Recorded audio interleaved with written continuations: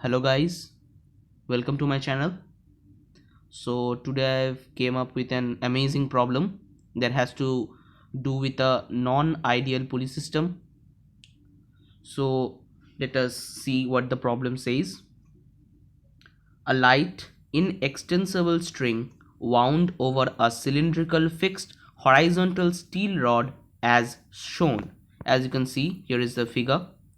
Coefficient of static friction between rod and string is mu, which is given to as 1 over pi.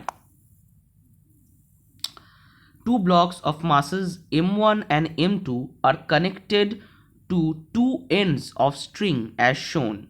So these are the two blocks. Number of turns of string on the rod can be counted from the figure. As you can see, the rods are like this, wounded each one over another. So now let us come what the problem says. The ratio of m1 to m2 such that m2 starts moving up is e to the n, where n is. So we have to think it approach the problem in this way, that there are two masses m1 and m2. So obviously we have the m1 and m2 are initially stationary, but after that the question is that what should be the mass of m2 such that the gravitational force, such that the m2 will start moving up. That means what will be the mass of m1, how much the mass of m1 should be greater than m2 such that m1 starts moving downwards and m2 starts moving upward. Okay, so this is really a challenging problem, but we have to do this. So this type of challenging problem usually comes up with a nice trick. So the trick here is to analyze a small system, a small element of this rod. So let us see what do I mean by this. So say we know the rod is somewhat circular shape like this, right?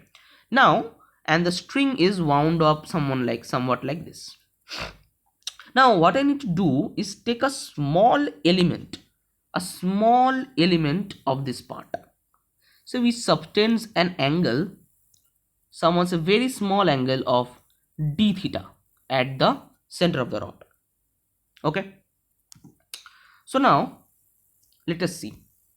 So suppose say the small element is like this.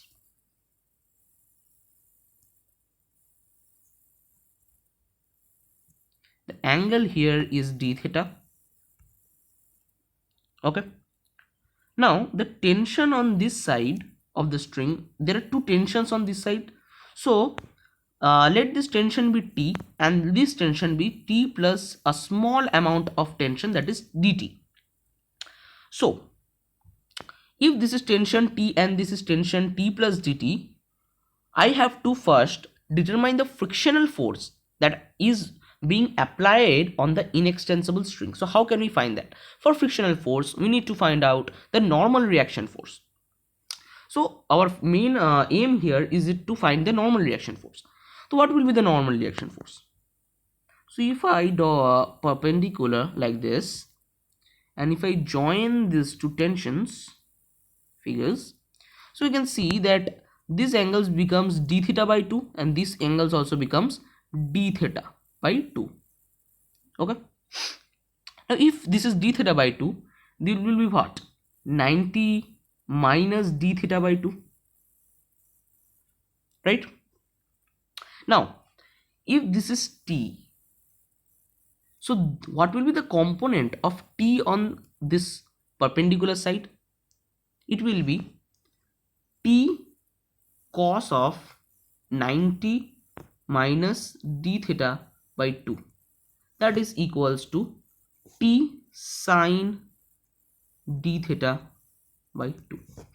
Now similarly, what will be the component of t plus dt on this side? That will be same as t plus dt of cos of 90 minus d theta by 2, which is equals to t plus dt of sine d theta by 2. Now what is the net normal reaction? The net normal reaction would be the sum of these two systems, right? So what is the sum? The sum comes out to be 2t plus dt times sine d theta by 2. Now as d theta is very small, we can approximately write this as t times 2 sine d theta by 2. Now as d theta is very small, we can again approximately write this as, according to limits, according to what we have learnt in limits, this whole expression will be approximately equals to d theta. That is because as the angle d theta tends to 0, sine d theta by 2 tends to theta by 2, right? So this whole expression will be approximately equals to t d theta. So as we have found out, we can say that normal reaction is equals to t d theta approximately. So now what is frictional force? The frictional force is equals to the normal reaction multiplied by the friction coefficient. So what is the friction coefficient? Here the friction coefficient is mu. So the frictional force, the small frictional force dF, can be written as what? It can be written as mu e into n, that is equals to mu t d theta, right? Now if dF is the small frictional force on this small element, we have to integrate, that is we have to sum of all the small frictions, right? Now one thing we have to notice here, that the frictional force, the small frictional force would be equals the tension force here, that is the small dt force here. That according, we know that first of all the masses were at rest. So if the masses were at rest, the two components on this side, that is t and t plus dt, should balance the frictional force. That is, we could write t plus dt minus t would give us df, that is dt equals df. In other terms, dt would be equals to mu t d theta, right? Now we have to sum up all the small d thetas and small dt's. So we can write this as dt by t is equals to mu d theta. Now this is, we have analyzed in a small section, right? Now if we want to sum all these dt's from t1 to t2, dt by t is equals to mu times integral from 0 to pi d theta. Now why I am saying this? Because as we can see in the figure, at this point there is a tension T1, say, which is equals to say m1g, right? And in this case T2 is equals to m2g, right? So we can say as the tension here, say this is T1, this is T2, as the tension changes from T1 to T2, the angle that d theta covers is changing from 0 to 180 degree, that is 0 to pi, right? So we are putting the limits of integration in that manner. So after completing the integration, this is going to become as ln of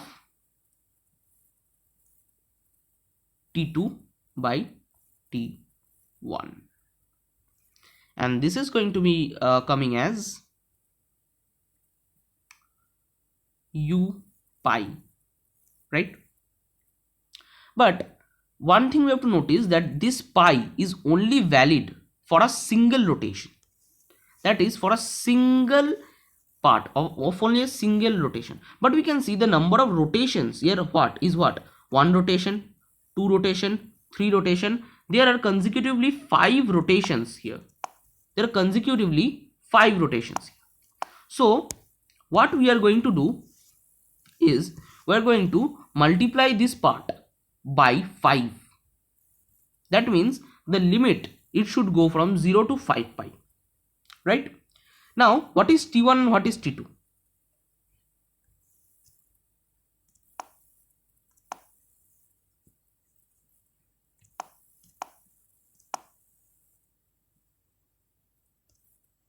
Now T1 was equals to what? M1G, and T2 was equals to M2G. So we can write M2G by M1G of ln would be equals to, now we put the value of mu, that is 1 by pi into 5. Pi got cancelled out and gg cancelled out. So we can write this as e to the 5 is equals to m2 by m1,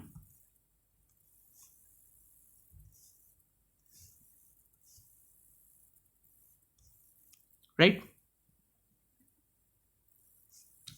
So here is the answer, that is n would be equals to 5. So I have done a little mistake here, that m2 will be equals to m1 and this will be equals to m2, right? So n is equals to 5. Thank you guys for watching this video.